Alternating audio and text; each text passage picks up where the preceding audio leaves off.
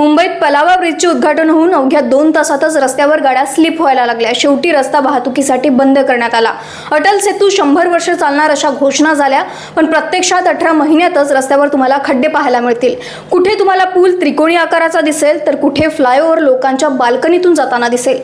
देशात सध्या infrastructure collapse का पाहायला मिळतोय? सरकार अप्रूव्ड अमाउंट पेक्षा कमीने तो कॉन्ट्रॅक्ट देतात, म्हणजेच सर्वात कमी बीड लावणाऱ्या कॉन्ट्रॅक्टरला तो कॉन्ट्रॅक्ट दिला जातो आणि तो कॉन्ट्रॅक्टर त्याच्या फायद्यासाठी सब कॉन्ट्रॅक्टर्सना त्याचं काम देतो, ज्यामुळे की कामाची गुणवत्ता कॉम्प्रोमाइज होते। रस्त्यासाठी जमीन हस्तांतरित करताना झालेला विलंब, रस्ता बांधकामासाठी झालेला विलंब, ज्यामुळे रस्त्याचा खर्च वाढतो।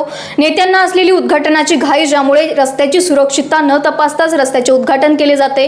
वापरण्यात येणारे थर्ड क्लास मटेरियल, कमी पगारात काम करणारे सिव्हिल इंजिनियर्स आणि या सगळ्या प्रोसेसमध्ये होणारा प्रचंड भ्रष्टाचार। 2024-25 मध्ये रस्ते वाहतूक व महामार्ग मंत्रालयाने 3 लाख कोटींपेक्षा जास्त खर्च केले, जे 2013-14च्या तुलनेत 5 पटपेक्षा जास्त होते।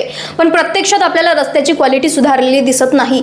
मंत्र्यांनी आपल्याला 2025 पर्यंत अमेरिकेतील रस्त्यांप्रमाणे रस्ते बनवून देण्याचं वचन दिलं होतं, पण प्रत्यक्षात त्यांनी आपल्याला बनवलं आणि सोमालियाचं इन्फ्रास्ट्रक्चर आपल्या माथी मारलं।